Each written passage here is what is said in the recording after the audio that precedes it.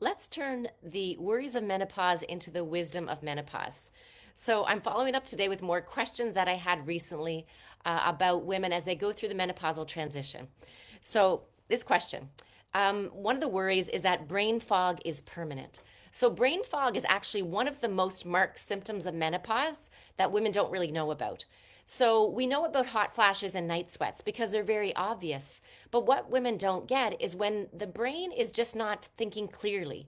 Women often say that I'm just not feeling like myself, that my thoughts aren't clear. But the worry is that this is a permanent finding that will happen. But what we know as women go through menopause transition, remember this is a neuroendocrine change. So the brain is actually rewiring during this time. And most women on the other end of menopause are going to come out just fine. But it's during this transition time that women can really have a lot of stress in their life. This can really impact the quality of life. So it's something truly that needs to be addressed. So the first thing to do here is to note that what is this brain fog? So number one is make sure it's not blood sugar because many women can have insulin resistance or prediabetes. That can also contribute to the fog. Make sure that your vitamin D and vitamin B12 levels and your iron are sufficient because without those specific nutrients, your brain may be more foggy. Also, just make sure you're not taking on too much because as women, we tend to overdo it. We are the caregivers and our brain can become very overwhelmed. We actually know that multitasking is not good for us, but we often take on more and more responsibilities, and then our body and our brain just turns into a fog.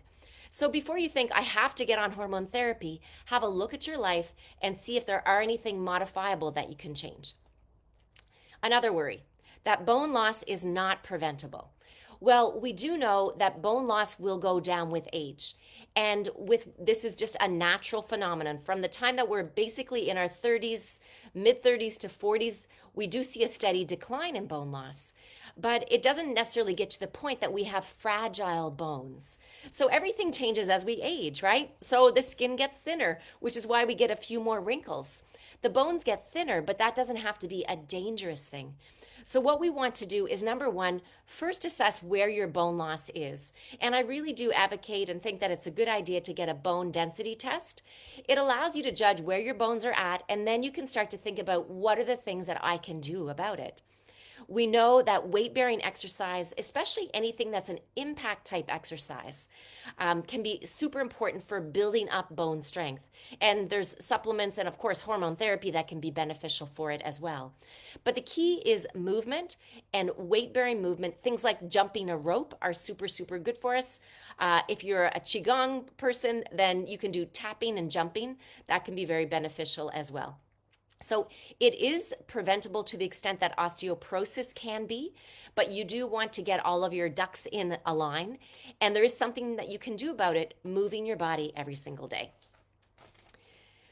Okay, we have a worry, losing my mind to the point that I'm not functioning well for work at home.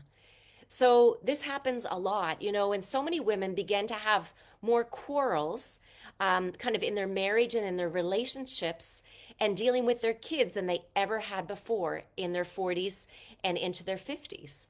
And this, of course, is a big concern because you don't want to be snappy with your children, snappy with your husband. You don't want to think, like a patient said the other day, it's like, I still love my husband, but I just don't have any interest in him right now.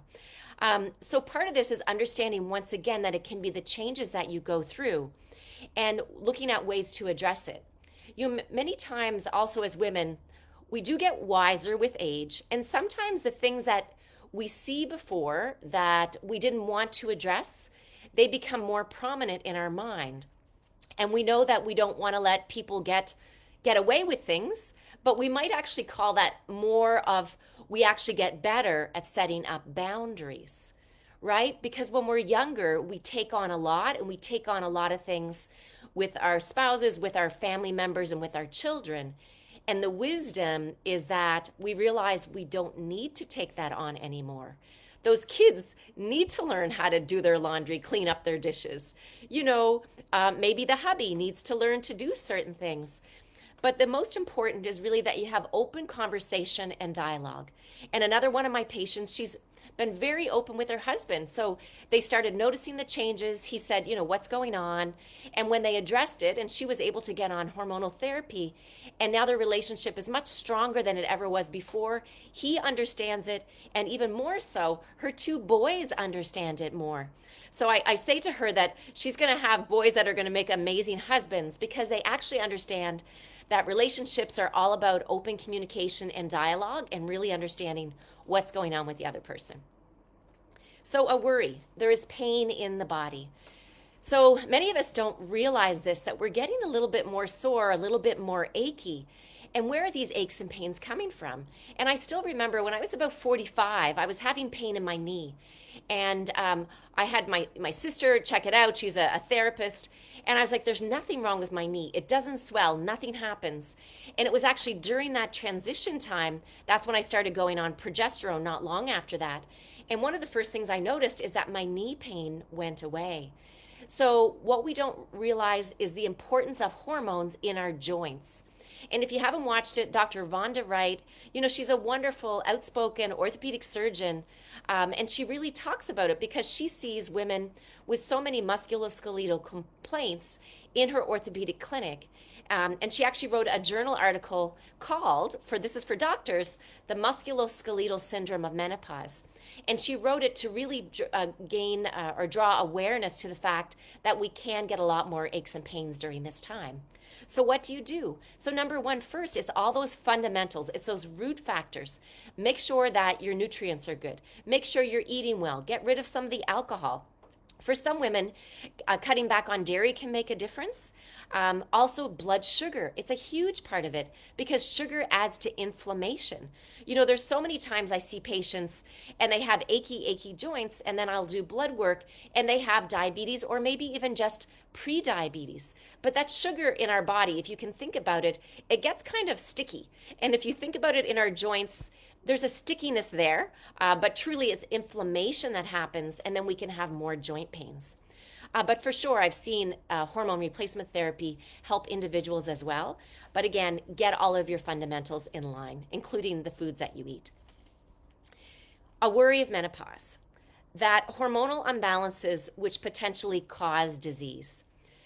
So, one of the wonderful things about the internet is we have access to so much information.